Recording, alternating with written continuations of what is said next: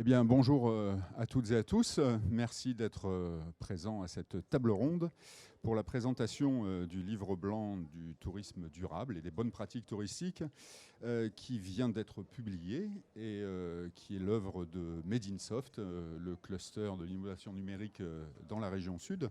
Donc, à la tête de la petite équipe qui a travaillé à ce livre blanc, nous avons Delphine Bianchi-Limano, qui est la présidente de la commission tourisme de Medinsoft. Et elle va nous expliquer comment cette démarche est née, quelle idée vous avez eue pour rédiger ce livre blanc. Voilà, comment ça s'est passé. Il y a toujours une petite histoire derrière la naissance d'un document comme celui-là. Alors, c'est bon, on entend ? On entend très bien, hein, vous pouvez y aller. Merci. Donc déjà en fait, déjà en 2019, bien avant la pandémie, c'est un sujet, on travaillait effectivement par rapport à la commission tourisme. J'ai échangé avec quelques acteurs du tourisme sur des sujets à aborder dans le cadre de cette commission, et le développement durable était déjà au cœur des préoccupations.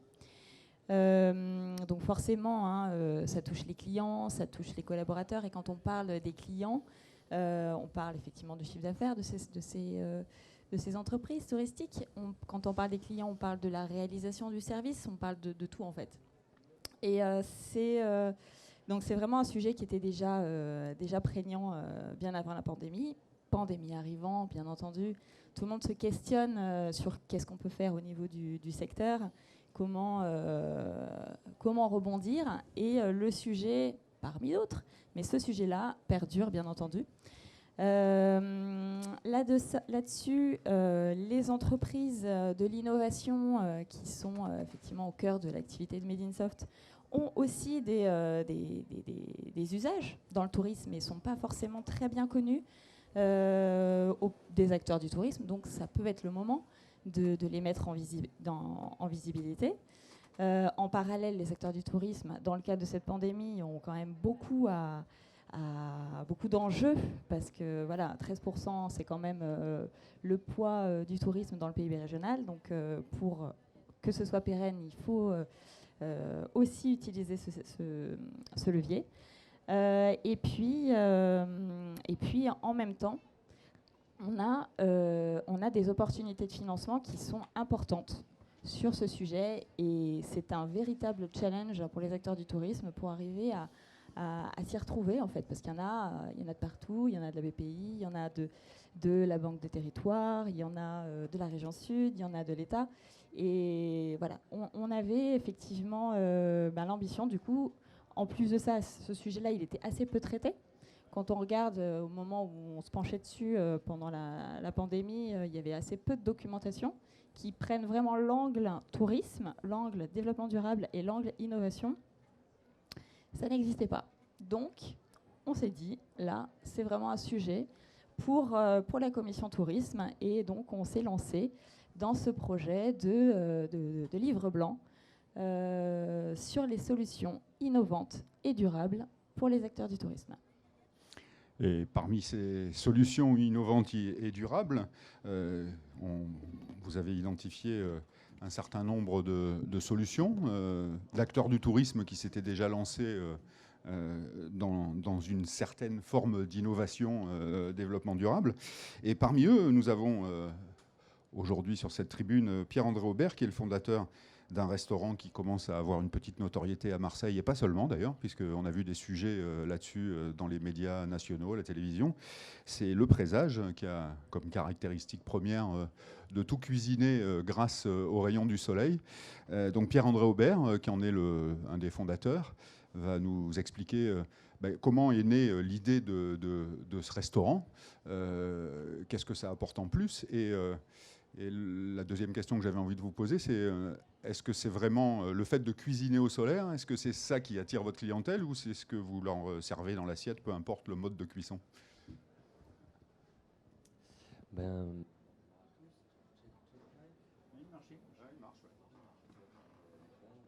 Mais peut-être, voilà. Bon, merci beaucoup, merci pour l'invitation. Pour faire un rapide historique, le projet est né il y a 8 ans d'un constat assez simple, de se dire que les produits locaux de saison en circuit court sont les plus, en tout cas de mon point de vue, les plus intéressants à travailler en cuisine. La question se pose après, en cuisine, il faut de l'énergie pour travailler ces beaux produits. Et originaire de Marseille, je me suis demandé si on ne pouvait pas avoir de l'énergie locale. Et à Marseille, l'énergie locale, c'est forcément le soleil, et un petit peu le vent aussi, mais surtout le soleil. Et donc voilà, je me suis intéressé à cette époque-là, savoir s'il existait des fourneaux de cuisine solaire. Et il en existait, mais pas des fourneaux professionnels.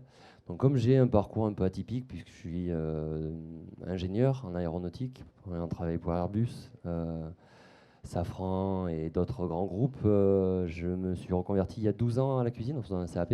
Et j'ai fait mes classes dans des belles maisons, dans la cuisine de rue. Et c'est cette double casquette qui m'a permis déjà de constater qu'il y avait peut-être un outil à inventer et de réunir le collectif et de le penser cet outil pour qu'aujourd'hui on ait un fourneau de cuisine qui fonctionne à l'énergie solaire. Dit simplement, c'est un grand miroir qui concentre la lumière et qui va chauffer par en dessous une plaque en fonte. C'est une plaque coup de feu pour ceux qui sont familiers avec ça dans les fourneaux, un piano de cuisine. Et on obtient 400 degrés au centre de la plaque, un peu plus même, ce qui nous permet d'avoir un feu fort. Et puis on déplace sur les côtés pour avoir les autres températures.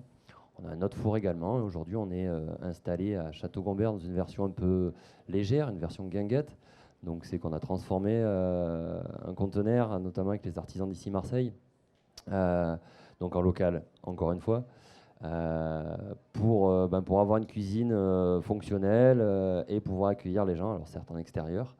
Et voilà, ça marche super bien, très content. Et la suite va aller vers l'achat du terrain sur lequel on est, la construction d'un bâtiment bioclimatique et d'un jardin nourricier tout autour du projet, qui en fait représente un seul et même écosystème, parce que c'est un petit peu ça l'idée, c'est de se dire, il n'y a pas un bâtiment, le restaurant, et un jardin qui nourrit le bâtiment.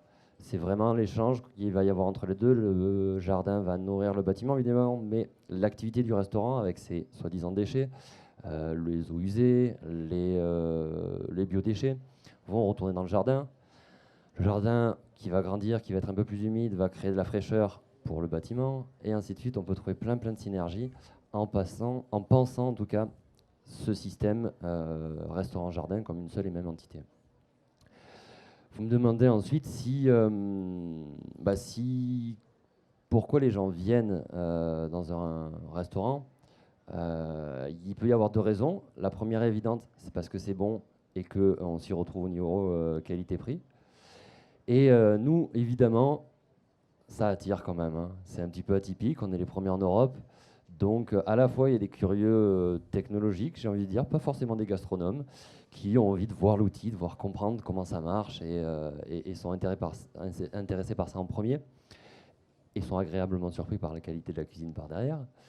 Mais il y en a d'autres aussi, de se dire, bon voilà, en fait, nous, ce qu'on propose, c'est une cuisine simple, bistronomique, avec des produits du coin. D'ailleurs, j'en ai ramené un petit peu, on pourra peut-être en partager tout à l'heure, hein, et dans des consignes. Donc ça, c'est ce qu'on propose à nos clients qui sont sur le Technopole, d'avoir une consigne, de ne pas avoir de jetable et de nous la ramener quand ils repassent par là. On travaille avec un partenaire qui s'appelle Checkout, qui viendra sûrement voir dans pas longtemps tous les autres collègues restaurateurs. Et voilà, c'est chouette.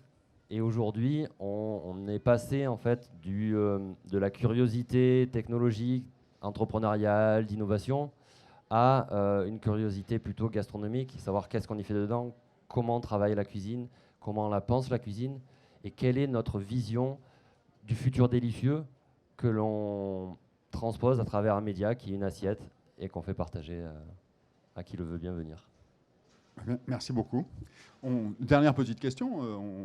Dans votre cuisine, on arrive à faire avec le four solaire, enfin avec votre plaque solaire, strictement les mêmes plats que dans un restaurant plus traditionnel. Il n'y a pas de limitation liée à la technologie que vous utilisez pour la cuisson? Alors il y en a une grande déjà, qui est la météo.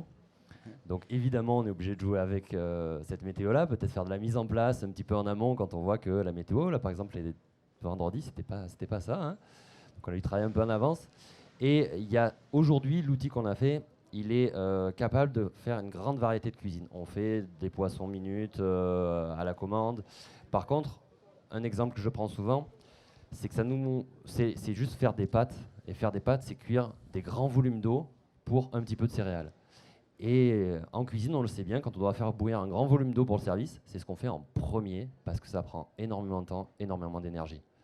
Et donc, nous, on s'est dit, ben voilà, cuire des grands volumes d'eau, on va pas faire ça. Donc, on ne sert pas de pâte, par exemple. On n'a pas un four à pizza non plus, bien que techniquement, ce soit vraiment faisable. Hein, c'est pas un problème. C'est que on a choisi d'avoir un outil, pour l'instant en tout cas, qui nous permet de faire une grande variété de plats, de cuisine. Et par la suite, on continue à développer 2-3 idées. On en a quelques-unes dans les poches là, pour continuer à s'amuser avec ce que nous proposent les éléments environnants. Ben, merci beaucoup, Monsieur Aubert. Merci à vous. Donc le Présage, un petit restaurant indépendant. Là, on va changer d'échelle. On passe à l'hôtel Intercontinental, qui est un hôtel d'un grand groupe, un hôtel de luxe à Marseille, qui a ouvert dans les anciens locaux de l'Hôtel Dieu. On accueille aujourd'hui son responsable commercial, Laurent Colère. Vous allez nous expliquer comment le groupe Intercontinental et l'hôtel Intercontinental de Marseille s'est lancé dans une démarche développement durable. Qu'est-ce que ça veut dire pour un hôtel de votre catégorie, hein, puisque dans les hôtels de luxe, on a quand même plutôt tendance à considérer que c'est l'abondance, c'est l'antithèse de l'économie et de la sobriété. Est-ce qu'on peut concilier justement des prestations hôtelières de très haut niveau avec le développement durable, de la sobriété environnementale expliquez-nous comment vous faites à l'Intercontinental. Merci beaucoup. Bonjour à tous. Effectivement, comme vous le dites, hôtellerie de luxe, grand groupe mondial. Voilà, plusieurs aspects à prendre en compte. Tout d'abord, au niveau du groupe IAG, donc c'est un peu plus de 5200, 5300 hôtels dans le monde.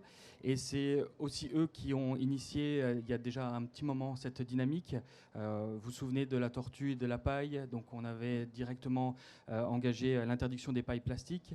Et dès 2018, le groupe a pris l'engagement par rapport à toutes les mini-bouteilles de shampoing qu'on peut trouver, donc qui rejoint un peu la problématique de l'abondance, du luxe, d'avoir ces petits produits individuels, donc plastique à usage unique qui sortaient de la ville, de la destination. Donc dès 2018, le groupe a pris l'engagement pour cette année d'interdire ce service et de mettre à la place des dispenseurs, donc ça, c'est à mettre en place. Et effectivement, ça peut être un petit peu compliqué par rapport à l'hôtellerie de luxe, mais beaucoup de choses se sont passées depuis et la pandémie, je dirais, a nettement aidé, nous a ralenti beaucoup, a ralenti certains projets qu'on souhaitait mettre en place. Mais au niveau de la mentalité, que ce soit sur notre clientèle individuelle ou professionnelle, on sent qu'il y a un réel changement d'état d'esprit et que les gens, justement, on ne considère plus le luxe comme quelque chose dans l'abondance, mais plutôt comme quelque chose de vrai, de local et de direct. Donc nous, on n'a pas de grande difficulté à pouvoir mettre en place certains projets. Certains ont été mis en pause. On a l'objectif de tout relancer en 2022. Mais voilà, la clientèle est vraiment amenée à changer énormément et vraiment recherche cette authenticité, ce local et vraiment plus dans l'abondance. Évidemment, il y a des prestations, je parlerai par exemple de la climatisation, ça c'est des choses qui seront difficilement, qu'on pourra difficilement enlever, mais la technologie peut nous aider aussi à aider à réduire au maximum, parce qu'il faut savoir que la climatisation ne marche pas quand les fenêtres sont ouvertes dans nos chambres, ne marche pas indéfiniment quand les chambres sont inoccupées, donc il y a la technologie nous aide à pouvoir faire ce lien entre réduire nos consommations, notre empreinte et avoir un service de qualité auprès de nos clients. Et en ça, le groupe nous aide également par sa dynamique de groupe international, mais aussi dans la volonté, entre guillemets, d'imposer auprès de nos propriétaires d'hôtels et de notre direction cette empreinte carbone, puisque c'est une valeur qui est jugée, comparée en termes hôteliers. Donc ça aide à ce qu'on tende vers des pratiques beaucoup plus éco-responsables. Et plus localement, il y a 2 ans maintenant, en prévision du congrès, on a voulu vraiment être en cohérence avec l'accueil de ce congrès ici à Marseille, de la destination. Et donc on a pris plusieurs engagements localement. Donc vraiment indépendant du groupe, c'est vraiment la direction locale qui a souhaité avoir cet engouement. Donc d'une part auprès de Naturact, on a d'autres partenaires, des projets avec CDC Biodiversité sur la sensibilisation de notre clientèle affaires, à savoir essayer de compenser un petit peu le fait qu'ils viennent à l'hôtel par un abondement d'argent sur des projets locaux. Donc ça, c'est quelque chose qui nous intéresse et pour lequel on n'est pas inquiet sur le fait que ça va être accepté. Donc c'est de la proposition, c'est pas imposé, mais on est vraiment voilà, de plus en plus, lorsque les agences, les entreprises nationales ou étrangères nous sollicitent, veulent savoir quelle est notre politique, quels sont les engagements mis en place. Et c'est vrai que sur l'année 2020, on a pu avoir, avec toute l'énergie de notre équipe, le label Clé Verte. Et ça, c'est très important puisque le label montre directement à nos prescripteurs, voilà, nous sommes engagés, nous avons pris des mesures, elles sont validées, que ce soit sur l'éclairage en LED, la consommation de l'eau, le tri des déchets, différents projets sur l'utilisation des eaux de pluie au niveau de notre jardin, du compost, voilà, différentes idées qu'on a pu mettre en place et à venir très prochainement. Je ne vous cache pas que la crise avec les fermetures successives nous a quelque peu ralenti, parce que là on est un petit peu en mode survie, mais la direction est quand même là pour nous aider et on croit en cette valeur et on continue parce que c'est l'avenir de l'hôtellerie de luxe. C'est en lien avec le congrès envers la destination de Marseille, où le luxe authentique, c'est vraiment ce qu'on nous essaye de vendre à l'étranger en essayant d'inciter les gens à venir chez nous à Marseille.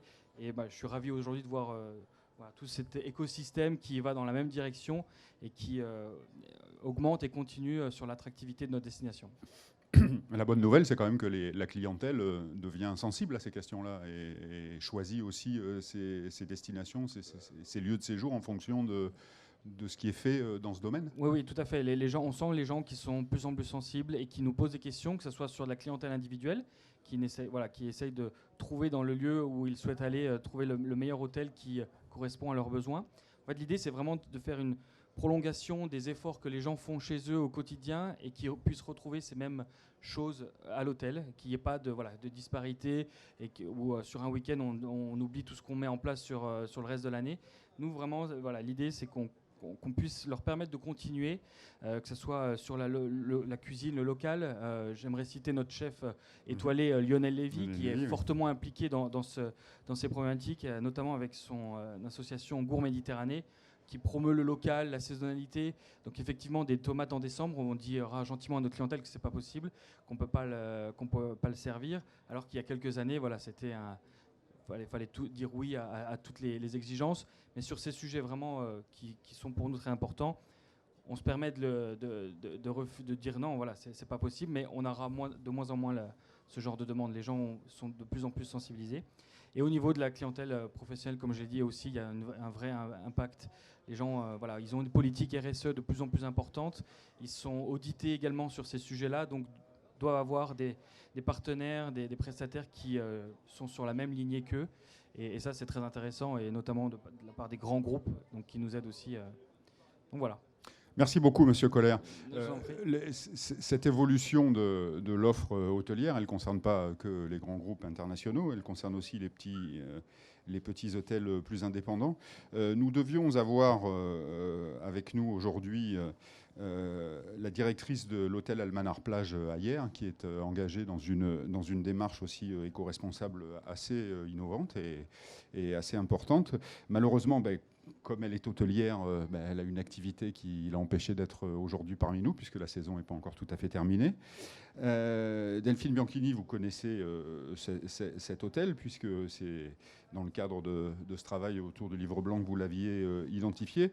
Monsieur Koller parlait à l'instant du label Clé Verte qui est donné aux hôtels qui s'inscrivent dans ces démarches-là et qui ont des résultats affichés.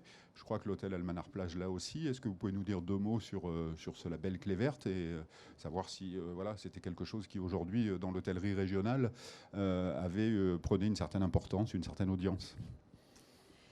Oui, alors effectivement, l'hôtel Almanar a bien sûr le label Clé Verte et a vraiment poussé son engagement très très loin. Donc le label Clé Verte en fait partie, mais il n'y a pas que celui-là, il y a l'écolabel. Elle a effectivement poussé très loin la certification. Si effectivement je rebondis quand même sur ses particularités, elle a vraiment, en fait, en termes d'ADN, son hôtel a été construit en le pensant éco-responsable à la base. Donc absolument tout a été pensé dès le départ dans cette perspective. Donc effectivement, on parle de l'énergie, on parle du bâtiment, on parle du chauffage, on parle de la gestion des déchets, on parle la consommation d'eau, des déplacements des clients jusqu'à l'hôtel. Elle a d'abord pris le prisme en fait de son propre petit écosystème dans l'hôtel. Qu'est-ce que je peux faire pour aller effectivement vers les clients et ensuite pour aller embarquer tout l'écosystème. Et en fait, elle a poussé son engagement très loin dans la mesure où elle s'assure de ne rien dépenser commercialement pour aller chercher des clients au-delà de sa zone presque primaire. Et pour les autres, elle a monté carrément, elle a développé une application qui s'appelle la calculette verte. Donc en ce sens, c'est vraiment un exemple clé que j'aurais bien aimé qu'elle soit là pour l'exprimer elle-même. Mais effectivement, dans ce livre blanc, puisqu'elle est à la fois hôtelière et à la fois innovante, parce qu'elle a elle-même créé cette application pour calculer en fait l'empreinte carbone. Les clients calculent avec cette application l'empreinte carbone qu'ils vont générer pour aller jusqu'à l'hôtel, et elle leur propose par la même occasion, comme en parlait aussi Florent, 3 associations dans lesquelles ils peuvent pardon ? Oui, tout à fait, exactement. Ils peuvent compenser le carbone qu'ils vont dépenser pour aller jusqu'à l'hôtel. Très bien. Donc elle a poussé vraiment très loin ses engagements.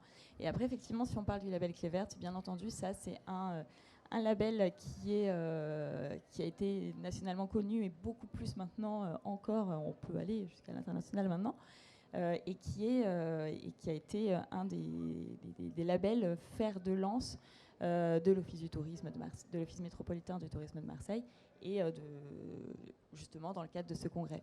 Et d'ailleurs, Marseille a été en 2019, me semble-t-il, la ville dans laquelle il y a eu le plus de lauréats, en fait, la Clé Verte d'un seul coup, puisqu'il y en a eu 9 d'un coup qui ont eu le label Clé Verte cette année-là. Ouais. C'était une très bonne nouvelle, celle-là, je ne la connaissais pas.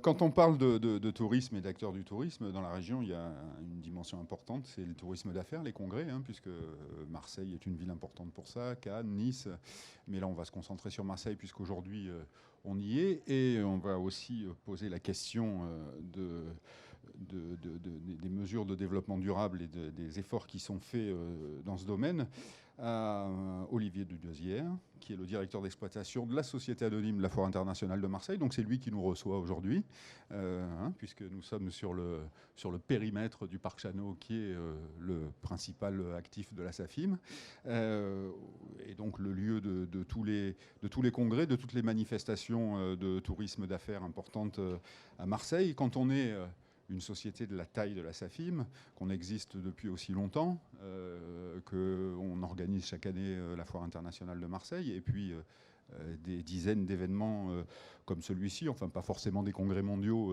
tous les 3 mois, mais des manifestations d'envergure quand même, de manière tout à fait régulière.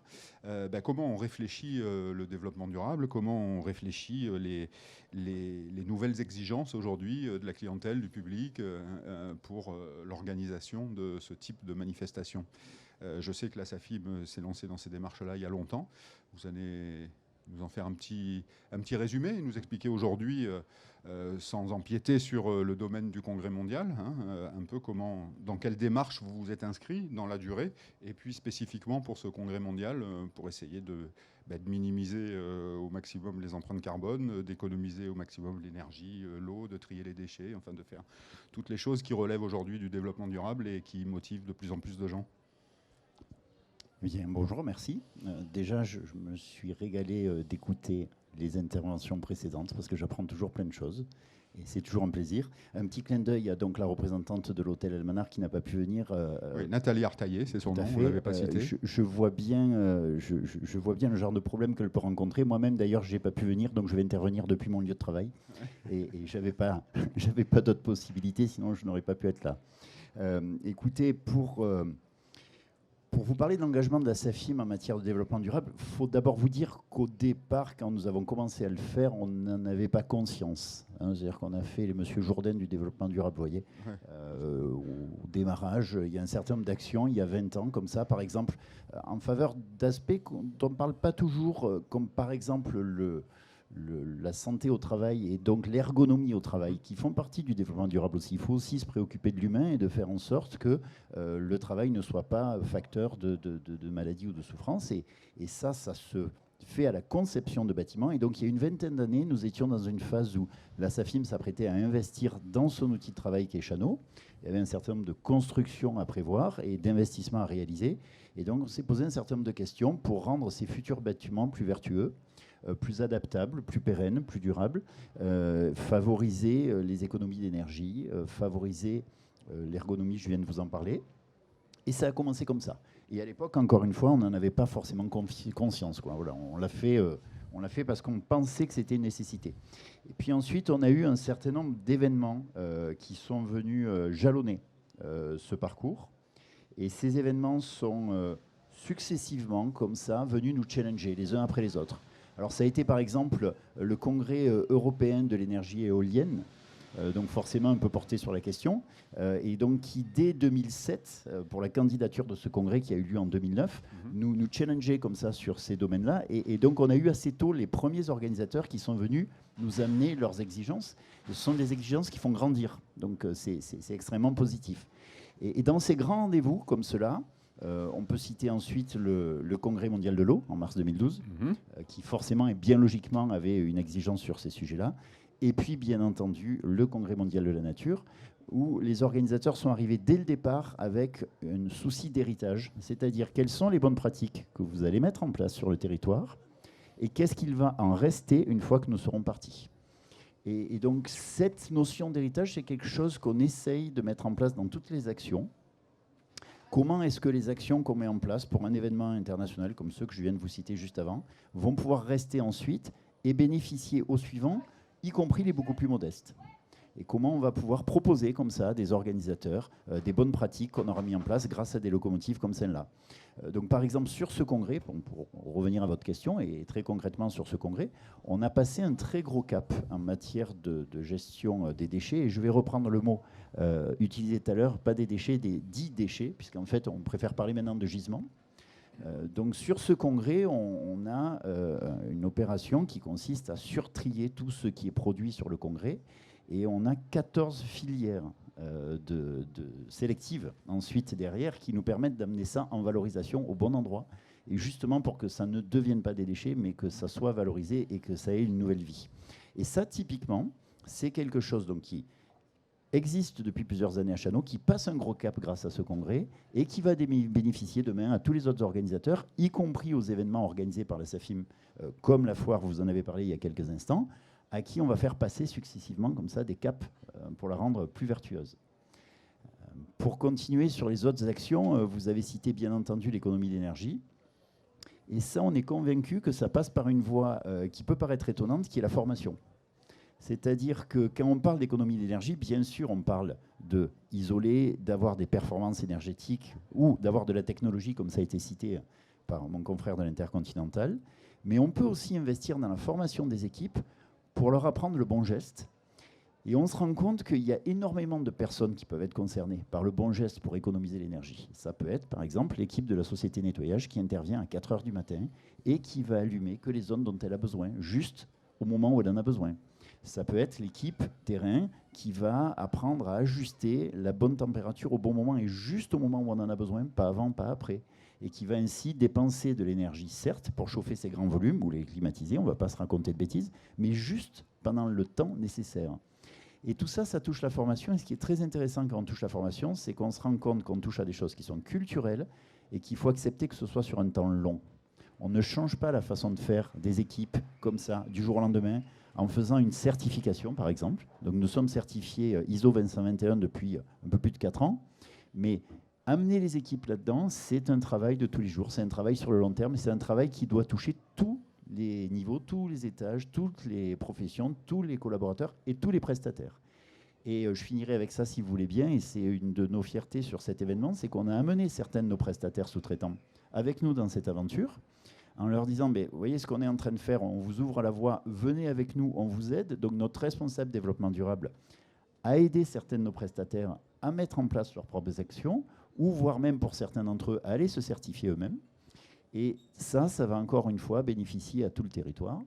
Et les organisateurs du Congrès mondial de la nature, donc notre client, le ministère de la Transition écologique, a été, il faut croire, réceptif à ces arguments, puisque 2 des prestataires locaux de la SAFIM, qui sont toute l'année à nos côtés sur Chano, ont remporté individuellement des marchés, et pas des petits, et sont donc prestataires sur ce congrès, qui fait travailler donc encore un peu plus d'entreprises du territoire, qui font de la retombée économique sur le territoire, avec des gens qui travaillent ici, qui vivent ici, qui consomment ici, qui habitent ici, et qui, du coup, vont ressortir de ce congrès avec un savoir-faire qui sera majoré de l'expérience de cet événement.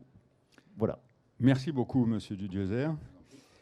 Le développement durable et les bonnes pratiques en matière de tourisme, c'est aussi affaire d'innovation et de numérique. On accueille à cette tribune Vincent Richet, qui est le directeur de la COC, qui est justement le lieu d'innovation et d'événements aussi de la métropole Aix-Marseille-Provence.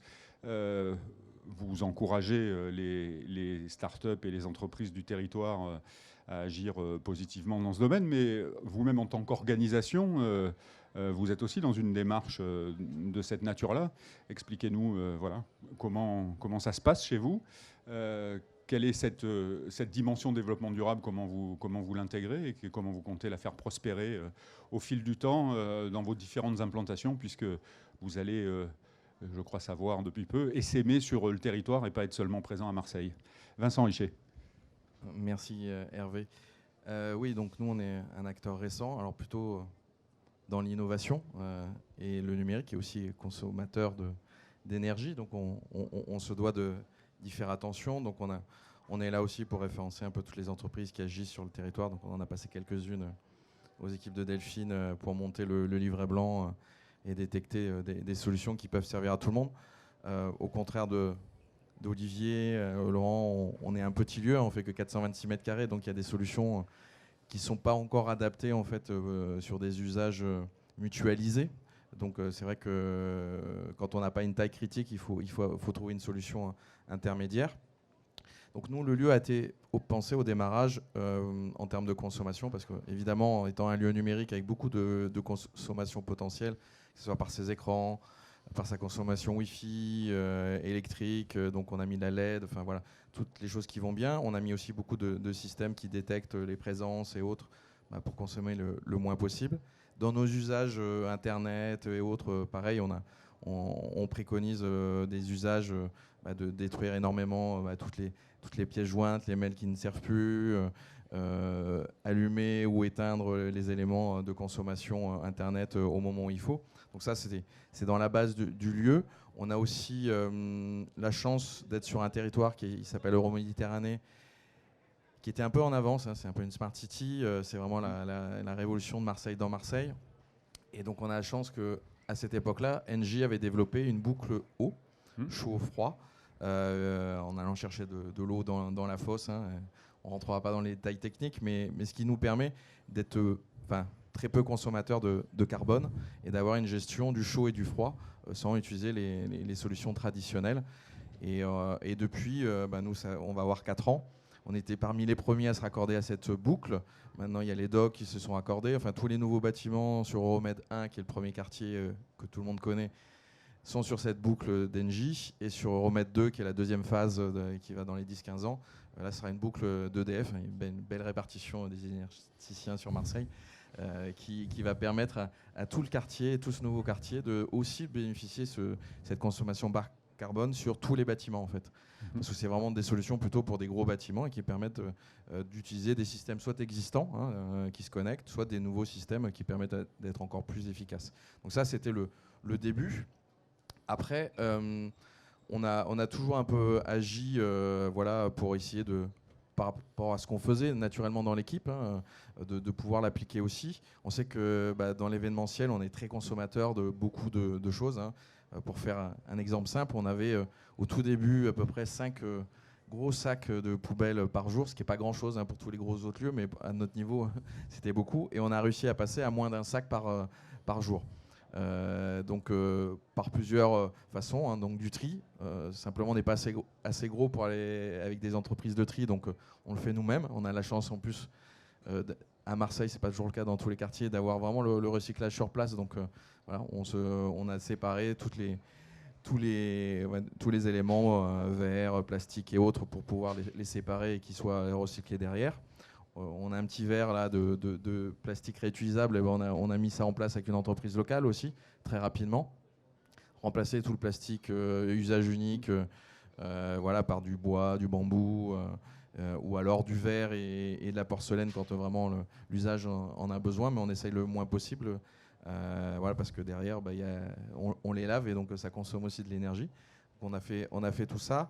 On a décidé d'aller plus loin aussi. Le premier confinement nous a permis de réfléchir parce que dans l'événementiel, on a la chance d'avoir eu 3 mois où on n'a rien fait, entre guillemets, en tout cas sur place. On n'avait plus le droit de retourner dans nos lieux. Donc pendant 3 mois, on a travaillé et on s'est dit, on fait plein de choses. Comme disait Olivier, on n'était pas forcément conscient aussi de faire plein de choses. Et on a travaillé sur une charte RSE. Alors pour nous, entre guillemets, pour déjà mettre en exergue ce qu'on faisait, parce que on en faisait pas mal, mais aussi pour engager notre écosystème.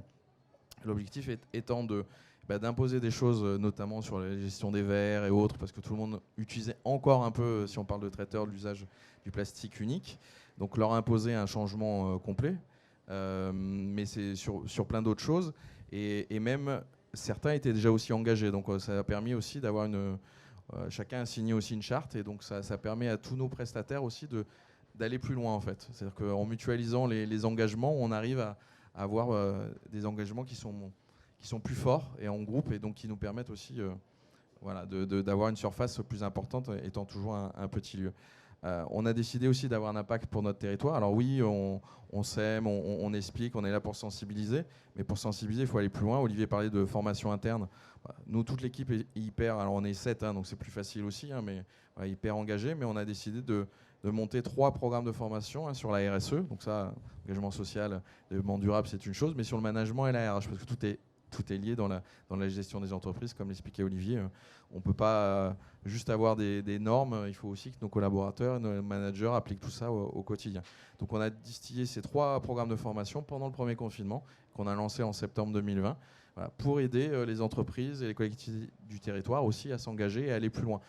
Pas forcément que dans du réglementaire obligatoire qui sont imposés dans les grands groupes, mais aussi pour des entreprises quotidiennes, et même pour des entreprises qui font des choses mais qui ne savent pas qu'ils le font, ou en tout cas ils ne savent pas que ça a une vraie notion d'engagement et de RSE. Donc on a poussé là-dessus, et puis là depuis la rentrée, on a décidé aussi de mettre en avant, si on a un rôle de vitrine sur le numérique, sur l'innovation, de mettre en avant aussi des associations sur des engagements précis en rapport avec ce qu'on fait chez nous et puis notre territoire. Donc Pure Océan sur la partie mer et océan, parce qu'on est à côté de la mer, donc sur des engagements en développement durable. Earthship Sister sur l'entrepreneuriat féminin, parce que pour nous, il est important de travailler sur l'entrepreneuriat, mais aussi sur la mise en avant des femmes, parce qu'elles ne se mettent jamais assez en avant, elles ne pensent jamais qu'elles sont assez importantes pour être au niveau d'un homme, ce qui est bien dommage. Donc il faut aller les chercher, et donc là, c'est un vrai programme pour aller chercher des femmes et les aider à construire leur entreprise. Et enfin, on est avec Emmaüs Connect sur tout ce qui est inclusion autour du numérique, que ce soit sur le recyclage informatique, mais aussi sur les cours pour les personnes âgées et les enfants. On le faisait déjà avec une start-up qui s'appelle Go Digital, où on donne des cours de code, donc depuis le début, qui est une start-up de Marseille et qui donne des cours aux enfants. Et donc on voulait aussi une solution qui permette d'aider les personnes qui sont un peu moins douées avec l'informatique et le numérique. Merci beaucoup Vincent Richet. On est ravis de constater que la coque n'est pas une coque vide. Dernier domaine important du tourisme régional. Oui, le mot n'était pas forcément très heureux. Donc, dernier domaine important du tourisme régional, la croisière, qui occupe une place de plus en plus vaste, à la fois sur le port de Marseille et dans l'économie du tourisme régional. Pour en parler, nous avons sur cette tribune Jean-François Suas, qui est président du Conseil de développement du Grand Port Maritime de Marseille, mais surtout président du Club de la Croisière, qui a beaucoup œuvré justement pour faire de Marseille une escale importante sur la route des grands paquebots. Alors bon, ces dernières années, ça ne s'est pas super bien passé pour vous. Il y a eu au niveau même, on dit local, mais pas seulement local, au niveau mondial, une espèce de mouvement de croisière bashing, on va dire. Ça a concerné Marseille avec on reprochait aux bateaux de rester moteur allumé à quai et de polluer l'environnement et singulièrement les poumons des habitants des quartiers nord qui étaient près des bassins où ces bateaux stationnent. Il y a aussi eu, beaucoup de gens ont pu le voir, du croisière bashing à Venise où les grands bateaux arrivaient quasiment jusqu'au bord de la place Saint-Marc. Voilà, enfin, bref, c'était. Puis là-dessus est venue se greffer la pandémie qui a quand même mis un coup d'arrêt au développement de cette filière.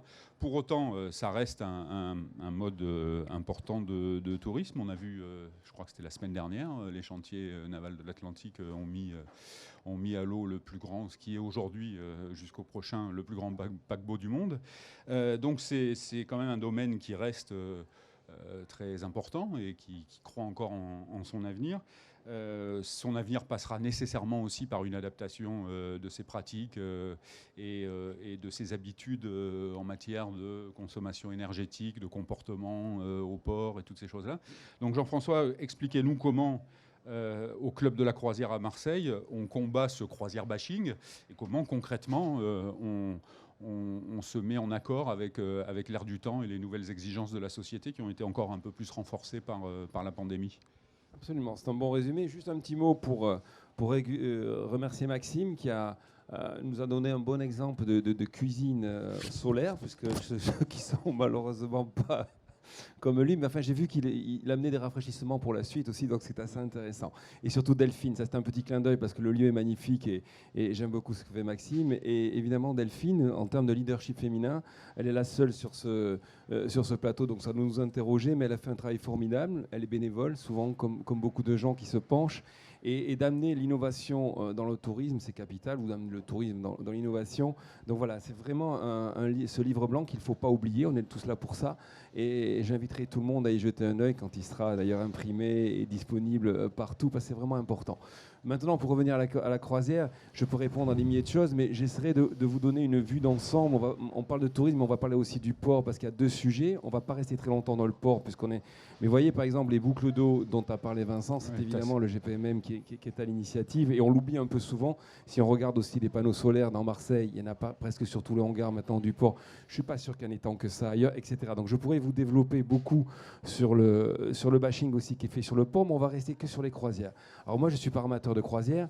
Donc un bateau, c'est construit dans un chantier naval. Il se trouve qu'on en a un qui est performant en France. Et croyez-moi, aujourd'hui, si on se pense simplement sur le bilan énergétique d'un individu à bord, sur le bilan de ses déchets, etc., il est évidemment beaucoup moins important lorsqu'il est sur un bateau que lorsqu'il est à terre, qu'il se chauffe lui-même, qu'il utilise une voiture ou quoi que ce soit. Donc ça, c'est quelque chose qui est assez important. C'est que l'innovation sur les bateaux, elle est portée par les chantiers, évidemment, et par toutes les sociétés, dont beaucoup de sociétés françaises, évidemment. Quand le prochain bateau d'MSC, par exemple, qui sortira, c'est déjà fait pour d'autres, mais sera au gaz. Donc ce sera la première fois qu'un chantier français construit un bateau au gaz, etc.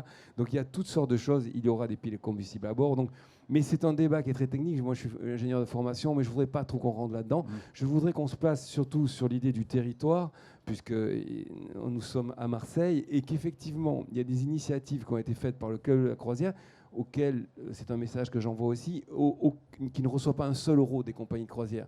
Donc c'est vraiment un outil au service du territoire. Évidemment, on a des clients, malgré tout, quand des croisiéristes viennent ici, mais ce sont plutôt des individus que des bateaux. Les clients, les bateaux, c'est le port qui les gère. Évidemment, moi, j'ai plutôt l'impression de gérer, avec le Club de la Croisière, cet accueil. Cet accueil, pour rester... j'aime bien aussi ce qu'a rappelé Olivier, c'est qu'on a des hommes et des femmes qui, lorsqu'ils vont sur un bateau, rêvent. Hein, nous tous. Alors, il y en a qui préfèrent le kayak, il y en a bien un pointu. Moi, j'y vais avec une pilotine, puisque mon métier, c'est d'être pilote, mais on a tous ce rêve de la mer. Et je crois qu'aujourd'hui, il y a un grand mépris de classe pour ceux qui montent sur les paquebots, qu'il s'agisse d'ailleurs de l'hyperluxe jusqu'au scourisme de masse, qui est assez incompréhensible, qui vient effectivement Venise. Les armateurs demandent depuis des années de quitter Venise, mais qu'on leur donne un petit quai pas très loin, ce qu'on n'a jamais fait. Parce que c'est eux qui demandent de quitter Venise. Ils ont bien compris que le problème mécanique, hydraulique de Venise, il est lié. Par contre, quand vous posez la question, juste pour faire parce que Venise, c'est important quand même dans la croisière, vous posez la question, il y a 22 millions de touristes à Venise, avec 300 000 gens qui vivent dans la lagune, un peu plus autour, mais la lagune, c'est vraiment 300 000. Donc là, il y a vraiment un tourisme de masse. Mais quand vous leur posez la question à tous, ils vous disent, nous, si on peut garder garder les bateaux, tout le reste, par contre, enlevez-nous, mais les bateaux, on les gardera. Mais par contre, le bateau, mécaniquement, hydrauliquement, pose un vrai problème. Et enfin, il y a quelques quais qui seront disponibles à l'extérieur et seuls des petits bateaux rentrent dans Venise, ce qui est une bonne nouvelle pour tout le monde, y compris pour moi, pour gérer la croisière dans le reste du monde. Et ce qui est certain, c'est qu'aujourd'hui, si vous voulez, les gens qui viennent sur ce territoire, nous, notre rôle, c'est ce qu'on a essayé d'expliquer dans le livre blanc, il y a les connexions électriques à quai, tout ça, tout le monde sait qu'on va le faire, c'est des millions d'euros, c'est de la grosse technologie, c'est assez complexe, ça viendra qu'en 2025 malheureusement. C'est très important. C'est très important parce qu'on sera quasiment les premiers au monde à le faire. On le fait déjà pour les ferries, on fait beaucoup de choses dans Marseille, on a les premiers bateaux au gaz, on a le premier ravitailleur, c'est-à-dire une petite barge qui mettra du gaz sur les bateaux, ça n'existe nulle part ailleurs, en Méditerranée, on sera les seuls à l'avoir. Donc tout ce qui est raconté est une fable, souvent. Les études mondiales, moi je tiens à le préciser pour terminer la parenthèse sur l'air, parce qu'on va parler plutôt de choses positives, mettent systématiquement depuis 4-5 ans qu'elles existent, parce qu'il faut des satellites, il faut beaucoup de moyens, mais il y a des études qui sont faites sur les SOx, les NOx et les particules, et Marseille est toujours dans le premier tiers mondial ou européen des villes les moins polluées. Et quand on regarde en France, alors le combat avec Paris, il est grand, mais Paris est beaucoup plus pollué. Il n'y a pas de bateau. Le Havre et Dunkerque est beaucoup plus pollué que nous, Lyon et Grenoble. Donc vous voyez, on apparaît plutôt bien dans ce classement où on voit que la France est vraiment coupée en deux. L'Ouest est très peu pollué. L'Est l'est beaucoup malheureusement pour de multiples conditions. Mais là, je laisserai parler les spécialistes de la chimie et de l'atmosphère. Par contre, nous, ce qu'on s'est attaché de faire avec le Club La Croisière depuis plus de 5 ans, parce que quand je suis arrivé, dans les statuts, je l'ai mis dedans, c'était de trouver ce qu'on appelle le chemin de l'acceptabilité sociétale. C'est-à-dire que ces gens qui viennent est une belle expérience, sinon ils ne reviendront pas. Donc c'est quand même l'idée. Il y a 300 000 Américains, par exemple. Je ne suis pas sûr, Cédric pourrait nous le dire, je ne suis pas sûr qu'à l'Intercontinental, on en reçoit autant, malheureusement, dans tous les grands hôtels marseillais. C'est une réalité. Et ces gens-là, il faut bien les accueillir. Et ils ont, en tant que passagers, exactement comme les clients de l'Intercontinental, envie de quoi? D'une empreinte qui soit la plus limitée, d'une expérience locale, etc. Et c'est ce que nous essayons de faire avec plein de thèmes. Donc c'est effectivement un inventaire à l'après-vert, mais disons que c'est notre obsession, c'est de rendre aujourd'hui, sur tous les plans, évidemment celui de l'environnement en particulier, l'expérience des croisiéristes. Alors il y en a qui vont toujours choisir de monter dans un bus, mais à ce moment-là, on essaye qu'ils soient sur la norme 6, etc. Donc on va travailler sur de l'euro. Et par contre, il y en a qui vont préférer aller en kayak dans les calanques, etc. Mais chaque fois qu'on va proposer une excursion, chaque fois que... Donc c'est notre volonté maintenant depuis 3 ans, si vous voulez, c'est dans la partie, on va dire, purement touristique. Évidemment, je pense qu'aujourd'hui, la partie industrielle, on l'a bien gérée, puisqu'on fera des annonces, je ne peux pas les faire ici, mais d'ici la fin de l'année, j'espère, définitives sur les connexions à clé, sur une charte bleue qu'on a signée, etc., qui est unique au monde, à Marseille en 2019. Je ne reviendrai pas dessus, c'est vrai qu'il faudrait toujours communiquer. Bon, on a une compagnie qui est Ponant, qui est une compagnie de luxe, certes, mais qui est là, dans tous les classements mondiaux, c'est la première compagnie en termes d'environnement. Il y a des classements qui sont faits par NABO, qui sont faits par des associations environnementales. Il y a des dizaines de compagnies, il y en a même une trentaine, si vous voulez. Elle sort number one. Elle est à Marseille, 500 emplois, etc. Donc tout ça, je crois qu'il faut remettre un peu de l'humain. Personne n'a envie de polluer. J'ai jamais rencontré un capitaine de bateau, un armateur autre qui me disait « mais moi ça me plaît ». Par contre, c'est vrai qu'il y a du combustible à bord. Il ne faut pas le nier. Donc il faut trouver toutes les solutions. Et justement, la technologie aujourd'hui, on va être sans doute un des premiers pays au monde à connecter de manière forte des bateaux, à avoir on réduit la vitesse, les paquebots rentrent à 10 nœuds dans Marseille, non pas à 20 comme les ferries, etc. Donc il y a toutes sortes de choses qui ont été faites. Beaucoup de gens veulent les occulter. Bon, c'est comme ça. Moi, je communique, vous savez, je tiens une route, je suis bénévole dans ce que je fais. Ça me donne beaucoup de liberté. Et sincèrement, les gens avec qui on travaille, ils sont 3000 sur le territoire. Il y a 3000 emplois qui dépendent directement de la croisière sur Marseille.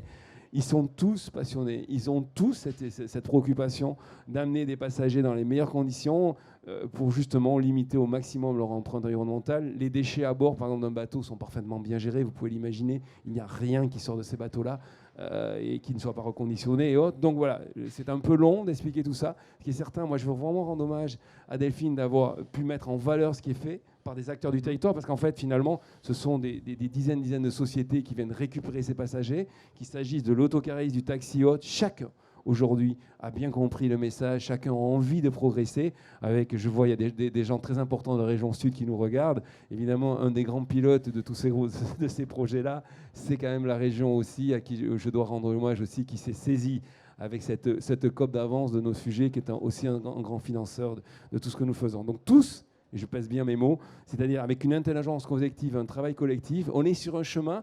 Je vais dans tous les ports du monde, j'ai fait ça toute ma vie, depuis l'âge de 18 ans, j'ai navigué. Je suis à peu près certain aujourd'hui, à part peut-être en Alaska, où il y a des choses qui se font depuis des années sur la connexion électrique à quai, on est des leaders mondiaux de cette innovation et de ce leadership environnemental. On n'a pas à en rougir. Et d'ailleurs, la présence de l'UICN aujourd'hui nous le rappelle. Je ne crois pas qu'ils auraient choisi Marseille si Marseille était la ville la plus polluée d'Europe, comme souvent on le dit. Il n'y a que les Marseillais qui le disent, hein.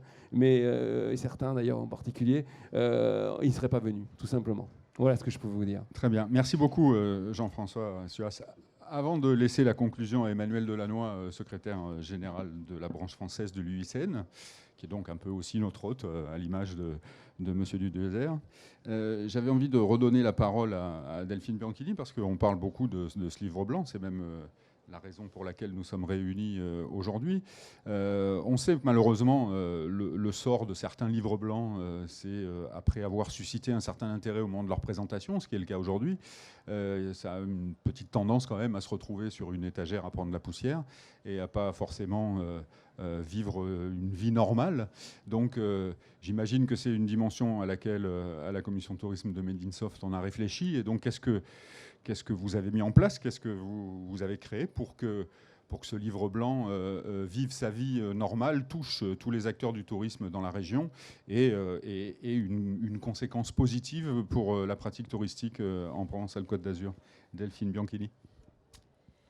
Alors, effectivement, donc, déjà le fait d'organiser cet événement aujourd'hui va donner de la visibilité au livre blanc. Auprès des acteurs du tourisme, c'était vraiment l'occasion de leur permettre de donner corps finalement à ce livre blanc à travers leurs bonnes pratiques. Alors aujourd'hui, ce qu'on ne voit pas, c'est les innovations. On en a un petit peu parlé tout à l'heure, sans forcément lister le nom des innovations, bien qu'on ait parlé effectivement de la calculette verte de Nathalie Artaillé. Mais ça me donne l'occasion finalement de vous donner rendez-vous le 7 septembre après-midi à la Green Management School, enfin l'école Media School qui se trouve en face du parc du Chano, du parc Chano.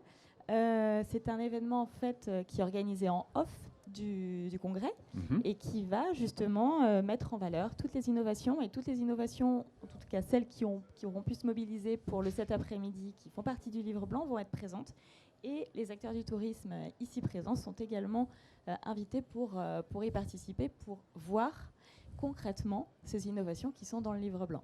Ces acteurs du tourisme, mais également tous les autres acteurs du tourisme qui voudraient se rendre à ce moment-là. Donc ça aura lieu le 7 après-midi, à partir de 14h, en face, au campus Media School, 300 avenue du Prado. Donc ça, c'est effectivement pour découvrir toutes les innovations.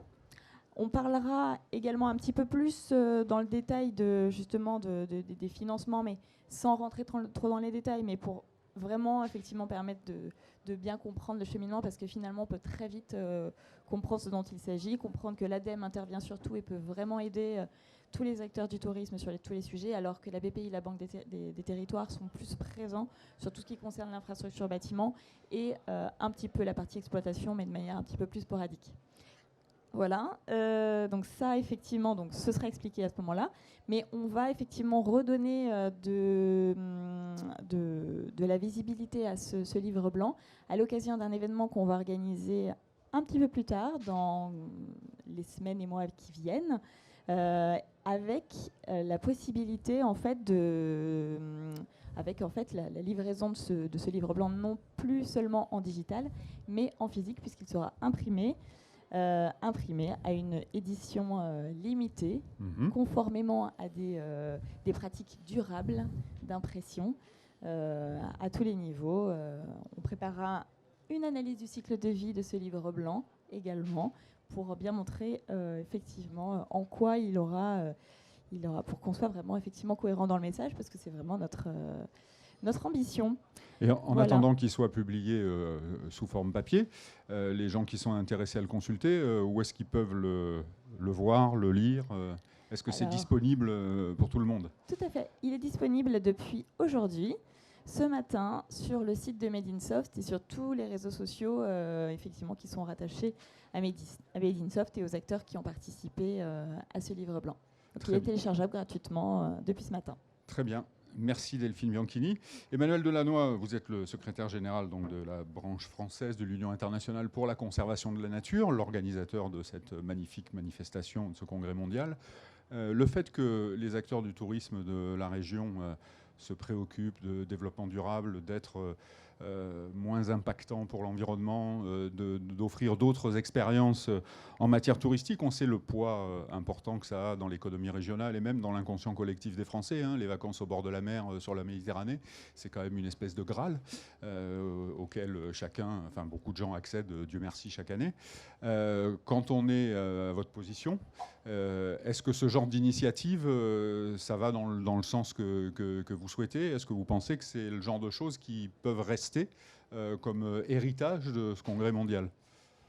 Alors, je vais m'exprimer effectivement à double titre, parce que si je suis aujourd'hui secrétaire général du comité français de l'UICN, c'est un engagement bénévole, et c'est au nom de l'association Humanité et Biodiversité, dont je suis administrateur depuis de longues années. Et la devise d'Humanité et Biodiversité, c'est la biodiversité partout, pour tous et par tous. Et c'est important parce que ça veut dire que finalement, tout commence et tout finit par la biodiversité. La biodiversité, ça concerne évidemment les experts, les professionnels de la biodiversité, les gouvernants, les grands décideurs nationaux et internationaux, mais ça concerne aussi absolument tout le monde. Partout, parce qu'il n'y a pas de lieu dans lequel on devrait s'occuper de biodiversité et des lieux dans lesquels on ne devrait absolument pas s'occuper de biodiversité. C'est pas parce qu'il y a des espaces naturels protégés qu'à côté des espaces naturels protégés, juste à la limite, de l'autre côté, on peut faire n'importe quoi. La biodiversité est un bien commun général qu'il faut protéger absolument partout. Par tous, parce que ça veut dire, je viens de le dire, que tout le monde est concerné par la protection de la biodiversité. Ça fait notre quotidien. Notre santé dépend de la biodiversité, la qualité de notre alimentation, notre qualité de vie au sens général dépend de la biodiversité. Et pour tous, parce que précisément, les actions de protection de la biodiversité doivent être vues finalement comme une manière de partager équitablement les fruits de ce bien commun qu'est la biodiversité au plan mondial, mais aussi au plan local. L'autre point extrêmement important sur lequel je voudrais appuyer, c'est qu'on a parlé de la région Provence-Alpes-Côte d'Azur, de la Méditerranée. On est sur des écosystèmes qui sont très particuliers, qui ont une typologie d'écosystèmes qu'on trouve en peu d'endroits du monde et qui sont finalement des écosystèmes très vulnérables, d'autant qu'ils sont extrêmement attractifs, donc ils ont parfois tendance à être un petit peu surfréquentés aussi. Et donc à un moment donné, il y a cette tension qui est intéressante entre la manière dont l'attractivité du territoire est liée à sa biodiversité locale.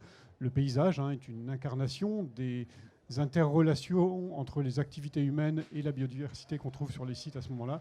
Et ce sont pour ces paysages, entre autres, que viennent les touristes dans la région. Et finalement, voilà, en conclusion, parce que tout commence avec la biodiversité, tout finit avec ou sur la biodiversité. Tout commence pourquoi? Parce que les acteurs de l'ensemble des activités touristiques et des activités de loisirs de plein air d'ailleurs aussi, dépendent au quotidien de la biodiversité. Mon voisin, s'il n'avait pas de denrées à cuisiner, il ne pourrait pas être restaurateur. Si dans les différents sites dans lesquels vous accueillez les touristes, on n'avait pas ces paysages extraordinaires, les gens finiraient par ne plus venir, la région serait absolument invivable. Donc on dépend vraiment de cette biodiversité.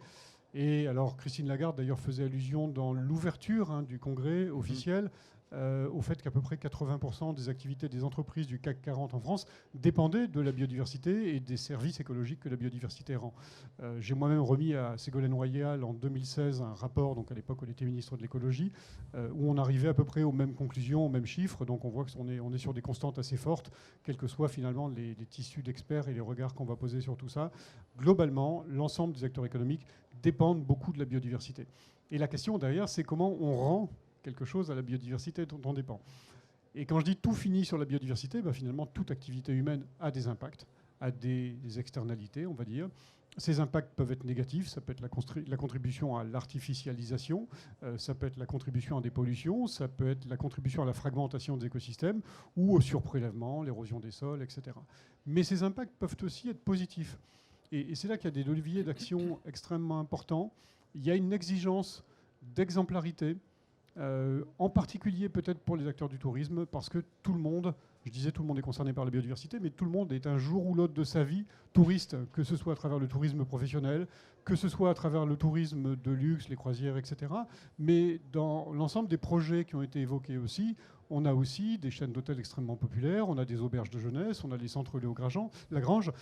Ça concerne vraiment toutes les couches de la population. Et quand tout le monde est touriste à un moment donné, on passe dans un établissement touristique, on passe dans un restaurant, on a la possibilité de recevoir ces messages, on a la capacité de comprendre ce que font les acteurs qui nous reçoivent et de se dire, oui, effectivement, il y a des enjeux, et donc on va soutenir ça. Et je pense que l'un des leviers d'action importants du secteur touristique, c'est dire au grand public, voilà, la biodiversité, elle est là, on lui rend tout ça, on lui doit tout ça, on agit pour la biodiversité. Ça a été rapidement évoqué par Florent Colère, le programme Naturact. L'idée de réinvestir dans la protection de la nature et de l'environnement à une échelle locale, l'idée de faire participer les touristes qu'on invite à ces programmes-là, de les inviter à aller visiter les sites où ont lieu ces expérimentations, et ça va de l'agriculture urbaine jusqu'à la protection des petits fonds côtiers dans les calanques, etc. Donc c'est extrêmement varié. C'est une manière d'impliquer l'ensemble des citoyens que nous sommes tous finalement dans la protection de la biodiversité. Donc encore une fois, la biodiversité, tout commence par la biodiversité, tout finit par la biodiversité, et ça concerne absolument tout le monde. Donc il ne fallait pas rester à côté de tout ça. Merci beaucoup, Monsieur Delannoy. Eh bien, voilà.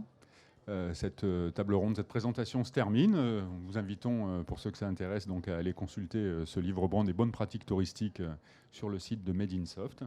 Et puis, au plaisir de vous revoir tous dans les prochains mois, les prochaines années, avec plein de nouveaux projets et plein de réussites à évoquer.